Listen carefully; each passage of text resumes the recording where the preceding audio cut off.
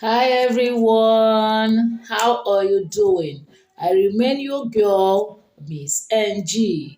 Today on Diction and School Matters, we shall be looking at teaching that is learners based. Teaching that is learners based. You discover that we are on our holiday now. If you're not yet on your holiday, I think by next week, every school must have gone for holiday. And some persons will be like, you're making the topics and all of that on school matters. We have not just completely shut down for the term and we have started talking about what to do next term. Yes, that is why it is good for you as soon as you have closed now to evaluate yourself, to reevaluate yourself and ask yourself how you did it last term and how you're going to make it better next term. If possible, you can pen them down. You can pen them down so that when you finish resting, finish enjoying your Easter holiday, you go back to them and start working on how you're going to improve and become a better teacher when we resume. So, like I said, that our teaching today is based on teaching that is learners based. Some teachers actually teach, but they don't know that their teachings are not learners based. When your teachings are not learner based, you will not make much import. That's why you see this teacher comes to teach the same thing. Children are able to answer the questions, while another teacher comes to teach the same thing and children were able to answer. It's not because they like a particular teacher or because they hate the other one, but because one based his or her teaching based on the learners, while the other one did justice to the lesson but did not base on the learners. Yeah, I'm going to tell you how you're going to how you're going to base your teaching on the learners quickly. I want to digress. I want to talk about mathematics, not my area. I walk into the class as a mathematics teacher. What happens? I don't just write the topic and start teaching. What do? I write the topic and ask the children. Let's say I want to teach fraction. I ask them, what is fraction? Allow them to answer whatever they feel like because some of these children are in class, but their minds are not in class. Why some of them are in class and their minds are also in class. But when you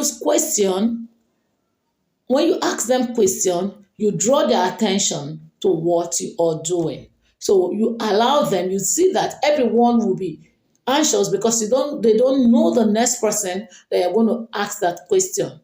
So when one or two persons are able to answer that questions, what happens? You now explain to them. Let's say before I start explaining, I go to the board, I draw a circle. I said, this circle, is it having any parts divided? Is it divided in any way? They say no. So it is a whole, right? I divide it into two. One part is what? They will say half. I divide it into four. One part of the four is what? They will say quarter. I'll say 1/2 is the same thing as what? Half. And 1/4 is the same thing as what? Quarter. When I've done this, at every step I'm going to teach, I will ask question and let them think into it. If I discover that most of them started giving me answers, I will now fish out those ones that I know that are not very smart and I'll ask them the question directly in every step. By so doing, the other ones will be at alert, not knowing if the other ones the other ones that will be the next for me to ask questions. So what am I saying in a sense is for you to make your teaching learner based, you have to use these two methods. What are the two methods? The two methods are using evaluation method and illustration method. Evaluation method and illustration method.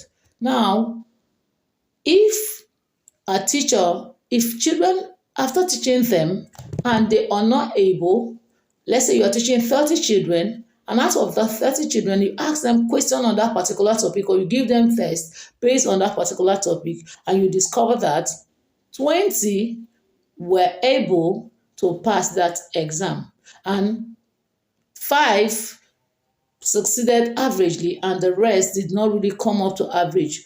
As a teacher, you have done a good job. But when you have like 30 children in a class, and out of that 30, only 5 were able to answer questions, while the rest were struggling to get to average, you as a teacher has totally failed. But that is where and what most teachers don't want to hear. They will say, it is this children. It is, no.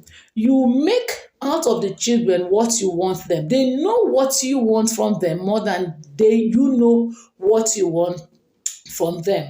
When you make them know that this is what you want, they are going to give you that thing. So we go to the next one.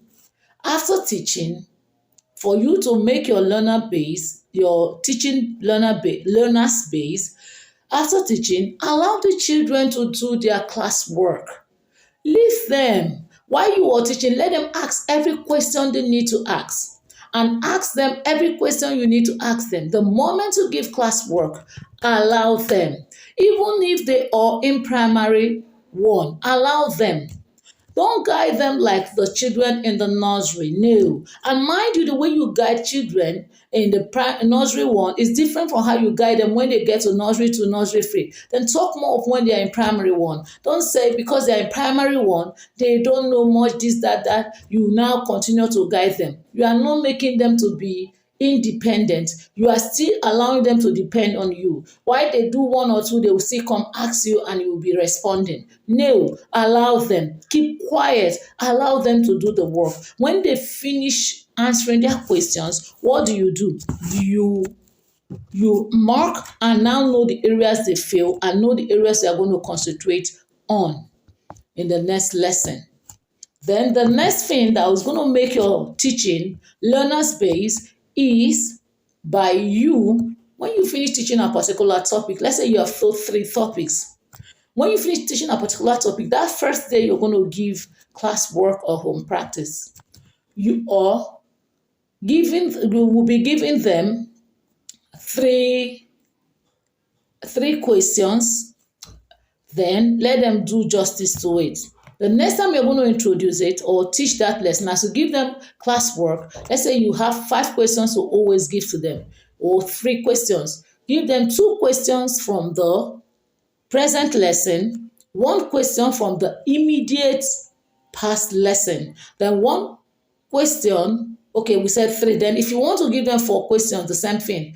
2 questions from the immediate lesson, 1 question from the immediate past lesson, then 1 question from the one following that lesson and from other lessons you have taught, making it maybe 5 or 6 as the case may be. Why are you doing this? You are trying to keep them on check and make them to always remember their previous lessons. That's all for today. So if you have not followed me on Facebook right now, try to follow me now.